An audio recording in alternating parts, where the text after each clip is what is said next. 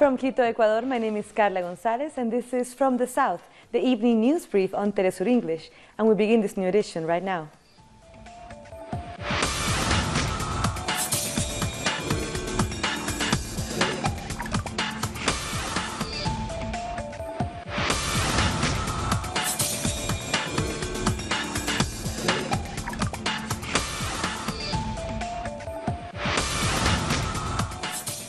Delegations from the Venezuelan government and the opposition have restarted talks in the Dominican Republic to find a solution to the political and economic conflict in the country. The two sides sat down with the Dominican president Danilo Medina and his foreign minister acting as hosts. The former Spanish premier, José Luis Rodríguez Zapatero, is also helping to facilitate the meeting. President Nicolás Maduro had been pushing for a dialogue to promote peace and stability, and most of the opposition parties have now agreed to take part. One of the government's delegates, Jorge Rodríguez, said that they will be demanding an end to the blockade affecting the country. During this negotiation process, we will listen to what the opposition has to say, but we are also here to demand the immediate end of every economic aggression towards Venezuela. We know that one important thing is the focus on electoral and political guarantees. Venezuela has the full capacity to grant and secure every political guarantee, as the country has the most efficient, transparent, and fast electoral system in the world. But we ask that the economic demands are also fulfilled, and that these demands won't allow the interference of the United States Treasury Department and other financial institutions that have kidnapped funds that belong to Venezuela and its people. We hope we can reach fruitful conclusions during these 2 days of dialogue. President Nicolás Maduro has tweeted a message in which he expressed gratitude to those who helped in the dialogue process. He wrote, "Thank God we have managed to start these talks in the Dominican Republic to achieve peace and prosperity for Venezuela. I want to thank President Danilo Medina, former Spanish Prime Minister Rodríguez Zapatero, and the rest of the friendly countries here. I also want to thank the opposition coalition of the Mood for their cooperation. Only peace and dialogue can guarantee our future." Violence has returned to Honduras just 5 days after the presidential elections. The opposition Alliance Party has alleged an electoral fraud, although the final results haven't been announced yet. People took to the streets in different areas of the capital, despite the government repression that has left one person reportedly killed and 19 wounded. International organizations have condemned the firing on unarmed protesters by the security forces. The president of the Supreme Electoral Court, David Matamoros, said that the definitive results will be announced once every ballot box is counted. We are committed to announce the results only after the 18,128 ballot boxes are completely counted. Only then we will announce the winner. We will not make any more announcements until the counting is finished. Once that happens, the final results will be uploaded to our official website, and then we will announce who will take power for the next 4 years. The candidate of the opposition alliance, Salvador Nasrallah, sent a letter to the permanent members of the Organization of American States to denounce the inconsistencies in more than 5,000 tally sheets used during Sunday's presidential elections. It's important that you know that on Monday morning, David Matamoros announced a result based on the 57% tally sheets that were counted and received. But by that time, every political party had received practically 70% of the tally sheets from all around the country. At that time, I had 1,065,664 votes, and Juan Orlando Hernandez had 947,993. I was leading by 117,671 votes, with almost 70% of the tally sheets processed at the Electoral Tribunal and by the representatives of every political party. 65,664 votos. Earlier, we spoke to Heather Gies to learn more about the Honduras situation, and here's what she said. I think it's important to highlight the increasingly concerning human rights situation that is unfolding. As you mentioned, security forces are cracking down on these protests. And so far, they have reported one death. That was last night in a neighborhood in Tegucigalpa when military police shot at protesters. 2 others were also injured in that same incident. This situation continues to slide into chaos, and there are a lot of concerns about this vote counting process being carried out dishonestly and to the detriment of Honduras's already fragile democracy after the U.S.-backed 2009 coup. So we'll be continuing to watch closely how this human rights situation unfolds. Members of the Amazon Cooperation Treaty organization are meeting in Ecuador to celebrate their 13th summit. During this meeting, delegates from 8 different countries signed the Tena Declaration, a commitment to protect the Amazon River as well as fight climate change and deforestation. The organization also wants to push the Amazon Initiative that proposes a strategic plan to defend indigenous rights, especially those of the communities in voluntary isolation, as well as strengthening cooperation between members to protect the Amazon. The Amazon Cooperation Treaty Organization is defining the guidelines that are important to preserve life. And we have to take care of life with sovereignty, dignity, and especially with responsibility. That's why we need to call ourselves Amazonian. As others have said, our sons and grandsons are expecting that our decisions here will protect life. More news in a minute. Stay with us.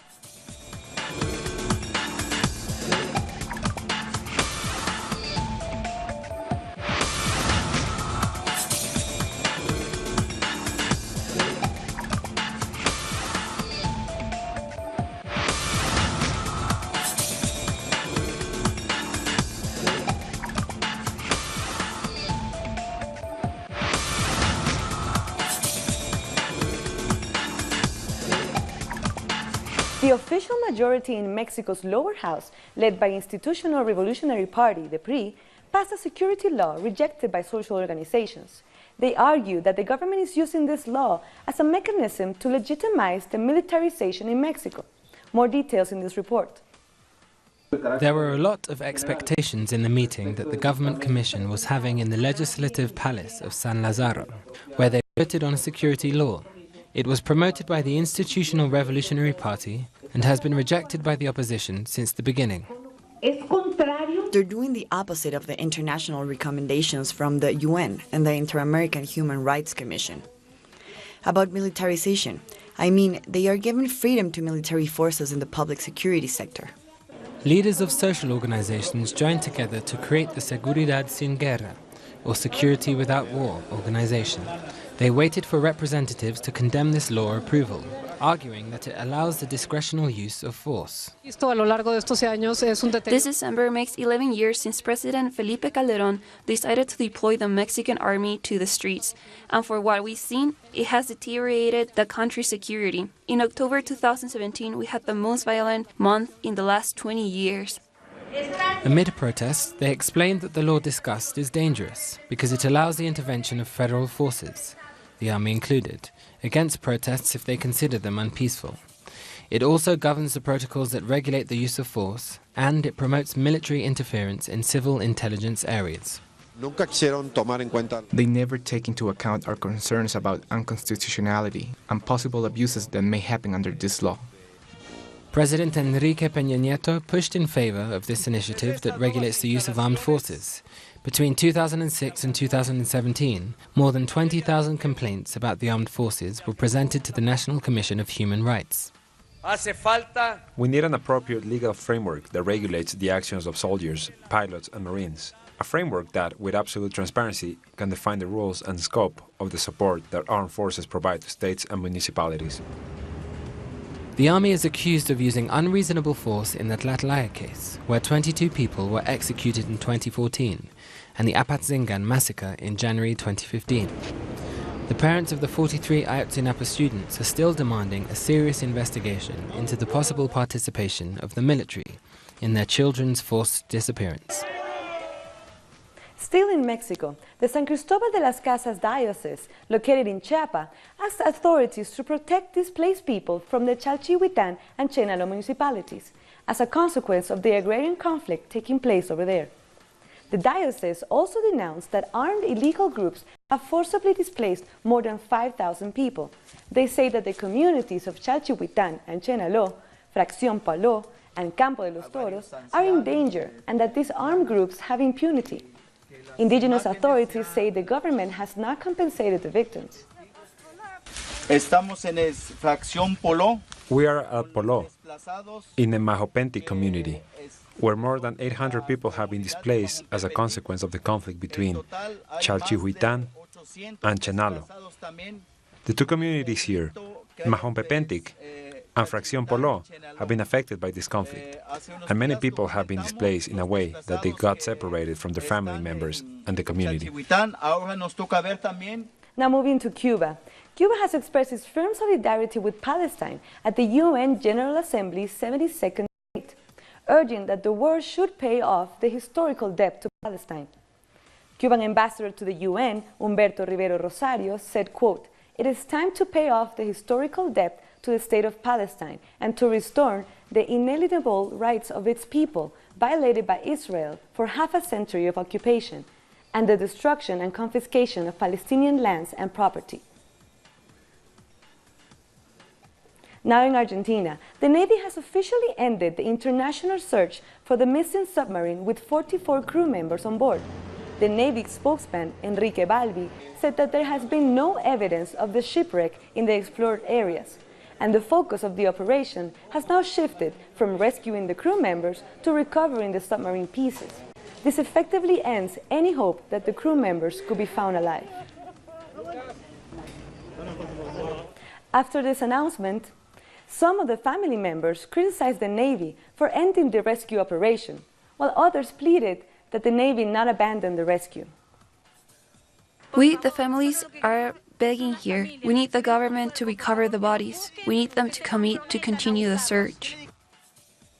Now we go to Chile, where the Broad Front, the left-wing coalition that came in third place in the general elections on November 19th, has decided not to support the center-left candidate Alejandro Guillier in the runoff on December 17th. Let's take a look at more details in this report. To decide their position in the second round, the Broad Front called for a meeting with the leaders of the 14 parties and movements that forms it. The private meeting started in the afternoon and kept going until the next day. Inside here, right now, each one of the organizations, parties and movements that are part of the Broad Front are being represented and expressed. After a long wait, journalist and former presidential candidate from the Broad Front, Beatriz Sanchez, presented to the press a document signed by all organizations that integrate the group. In the Broad Front, we trust in the vote of the people, and that's why that those who supported us go to the polls this December 17th. In a document read by Sanchez, the Broad Front refuses to call for their voters to choose Alejandro Guillier, the pro-government candidate. Nevertheless, they also made the reasons clear on why they oppose right-wing candidate Sebastián Piñera.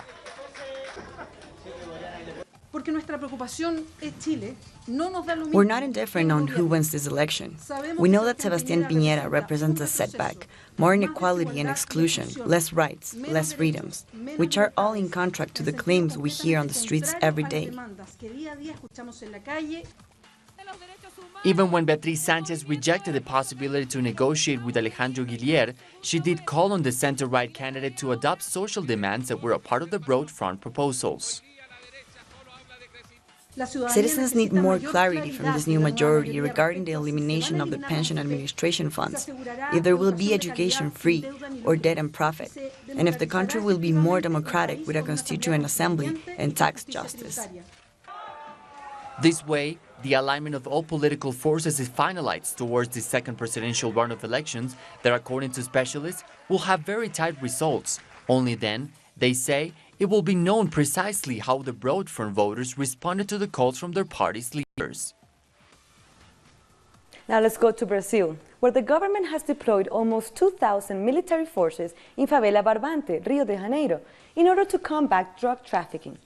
Brazilian soldiers have been searching for several drug lords accused of leading the drug trade in the area and having committed several crimes. This operation has been questioned by many human rights activists for being ruthless and putting innocent people's lives at risk. Food shortages in Venezuela, as a result of the economic blockade and speculation, have become a part of daily life. However, communities are taking action and building initiatives to deal with these shortages of basic goods. A community-run bakery in a small neighborhood of Caracas is just one of these community-led solutions to deal with the problem. Freddie Gillingham has more. Tucked up on the third floor of an apartment building in the Casica Tayuna community of western Caracas, Oswaldo Perez is preparing bread for some 200 families. He's up at 6 a.m. every morning and makes up to 300 loaves of bread a day from his self-made bakery. But the running of this initiative goes further than these four walls. It's the community who oversee the preparation and distribution of this bread. The bread has been a great help to the people. We bring the bread to the people. We work with the people on the barrio, on the mountains, in the communities, by bringing it to their houses. They don't have to do these large lines like in the commercial stores, or fight for it. This community in this Bolivarian housing mission complex have taken on the responsibility of autonomous food production and distribution. Each month, the community receive 83 sacks of flour. In the face of food shortages, bread is a necessity that must be managed. The people feel drowned because of the shortage of the food. The blockade doesn't allow food to come. You know that most of the supplies are imported, and we cannot get it because of the blockade. We are eating what we can find. It is hard because of the blockade, which has made food very expensive. As well as dealing with shortages, Perez and his community must also watch out for contraband hoarders, who get hold of basic goods and sell them at a much higher price. Therefore, the community makes sure the procedure of distribution is kept tight. Organisation is key. A huge amount of Venezuela's domestic produce is being smuggled abroad. As a result, communities are taking on initiatives like this one, keeping Perez, his family, and his neighbours fed, just in time for the most important meal of the day, breakfast. And we'll be back very soon. Stay with us.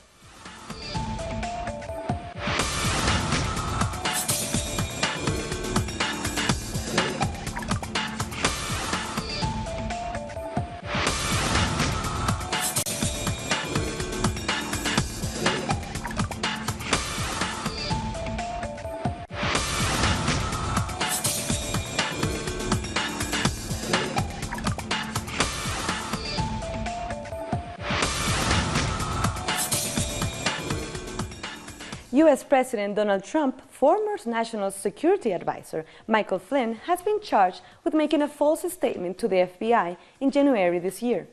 The U.S. Special Counsel Robert Mueller has charged Flynn for lying to the FBI regarding conversations with Russia's ambassador, to which Flynn has admitted at the court. Flynn is the first Trump administration official and the fourth connected to his campaign to be charged as part of Mueller's investigation into possible collusion between the Russian government and members of Trump's team in an involvement in financial crimes. Our correspondent Francesca Emanuel has more details from Washington. Michael Flynn, former National Security Advisor of the White House, pled guilty today to lie to the FBI about conversations with the Russian ambassador here in Washington last December. So he becomes the first former Trump administration official to be charged in relation to Special Counsel Robert Mueller's Russia investigation. We have to remember that Mueller is investigating possible collusion with Russia to influence or interfere in the elections and in obstruction of justice by the Trump team. According to reports, the son-in-law of the president, Jared Kushner, is who instructed Flynn to contact the Russian ambassador here in D.C. to delay a vote in the United Nations condemning the Israeli settlements in Palestine. The other contact apparently was after former President Obama imposed the last sanctions against Russia. And apparently Flynn had to ask the Russian ambassador to ask the government in Russia to have more moderate reaction regarding those sanctions. So far, President Trump has said that he's sorry for Flynn and for his family, and the other question will be also why Flynn lied to the FBI. That was Francesca Emanuel from Washington. Pastoral communities from the north of Kenya are denouncing that the Maasai community is affected by police operation. We have this special report. The Samburu parliament unanimously decided to break its silence and denounce the killing of cows in Laikipia. It was tribal and also political. They believe these police raids are meant to evict Maasai ministers from Laikipia and Samburu for political and tribal reasons. One tribe in Laikipia is trying to get out Samburu out of Laikipia in order for them to take up the Samburu land.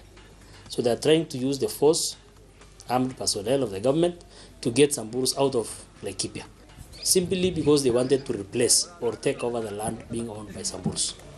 The raids happened in communal lands, and the ministers were not criminals, but future unhappy voters, according to parliamentarians. They are trying to criminalize them, that these are criminals. Well, they are not. They are making these people to be useless. Samburu families came back to the pastoral communities north of Laikipia, although most of the land was already sold. The Samburu got to elect a congressman during the last elections, but the Samburu lands are being affected by climate change, especially during the dry season and by the activities of private ranches. The prominent government people are also using means to make sure that Samburus get out of the land, so that when the leases expire, the leases for the ranches expire in the near future, then they will take up the land so easily. What is happening is that the Maasai community, the land historically belonged to the Maasai people, but now there's a lot of pressure from this elite, who are continuing in widening the gap between the rich and the poor to push the Maasais out. The pastoral communities are preparing a plan to improve their resilience. Because of this, they are focusing the dialogue on the state action against the pastoral communities and the indigenous rights. From Samburu land, Oscar Epelde for Telesur. Now let's take a look at just some of the other stories that are making headlines around the world. The new president of Zimbabwe, Emerson Mnangagwa, has named his new cabinet. Mnangagwa has appointed senior military figure to high-profile positions, which critics say has dashed hopes in change in the country. He sworn in as president a week ago after Robert Mugabe quit in the wake of a de facto military coup. It was always going to be the norm that he will appoint his lieutenants, those who took him to power, because what they actually did is a coup. At least 9 people, including 6 students, were killed and over 30 injured after 3 terrorists equipped with heavy weapons launched a strike at the Hostel of Agricultural Training Institute in Peshawar, Pakistan. According to Pakistani military, the 3 attackers were all killed by the police. One student who survived the attack recounted the incident. As I was leaving the hostel, I saw 2 men wearing masks entering the hostel. They had Kalashnikov guns in their hands. I rushed back to my room, woke up my roommates, and told them, let's get out. Things are looking bad. All the students ran out of the room. They were all rushing around. Turkish authorities have issued an arrest warrant for a former CIA officer in suspicion that he helped to plan the July 2016 coup attempt. President Recep Tayyip Erdogan accuses US-based Muslim cleric Fethullah Gulen and his supporters of organizing the coup. The arrest warrant, if confirmed, will put further strain on relations between NATO allies, Turkey and the United States. Pope Francis had an emotional meeting with Muslim refugees from Myanmar and Bangladesh and used the word Rohingya to describe them for the first time on his Asian trip, calling for them to be respected. Today is the World's AIDS Day.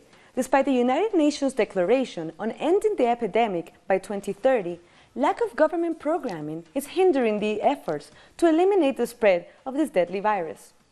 The basic needle syringe programs are only available in 90 of 158 countries where injecting drug use has been documented. Of those countries, only 8 have 1 or more programs in its prisons. Only 12 countries provide the recommended threshold of 200 clean needles per person who injects per year. And on this day in the US, in 1955, Rosa Parks refused to give up her seat in a bus to a white person when the whites-only section was full. Her arrest started a bus boycott that is an important symbol of the civil rights movement. Park's actions resulted in a $10 fine and sparked a year-long boycott of the city's segregated bus system by Montgomery's black population. The arrest also prompted a legal challenge of the city's segregation, resulted in a 1950 that officially integrated the state's bus systems. Earlier today, the 2018 FIFA World Cup has been drawn at the Kremlin in Moscow. Latin American teams will have a tough set of opponents to take on before moving on to the next round of the tournament. Now let's take a look at how these groups turn out. A. Group B, Spain will play against Portugal, Morocco, and Iran. In Group C, Peru returns to the World Cup for the first time since 1982 and will face France, Australia, and Denmark. Group D, Argentina will compete against Iceland, Croatia, and Nigeria. In Group E, Brazil and Costa Rica will face Switzerland and Serbia. Group F, Mexico will play against defending champion Germany, Sweden, and South Korea. In Group G, Panama makes its first appearance in a World Cup. They will face Belgium, Tunisia, and England. And in Group H, Colombia will compete against Poland, Senegal, and Japan. Football legend Diego Armando Maradona has participated in the FIFA World Cup draw in Moscow and talks exclusively to Telesur about his predictions and expectations for the Latin American teams in this tournament. The Latin American teams have to be grateful to be in the World Cup. There are teams who have better chances to advance than others, but be careful, Latin America will be very well represented. And that's really good, because it will give more competition for the rest of the contestants. This competitivity will make FIFA turn its attention to Latin America in order to get more participants for future tournaments. That's all I can analyze so far for now. Peruvian football fans gather in the Plaza Mayor in Lima to watch the FIFA World Cup draw and cheer for their nation.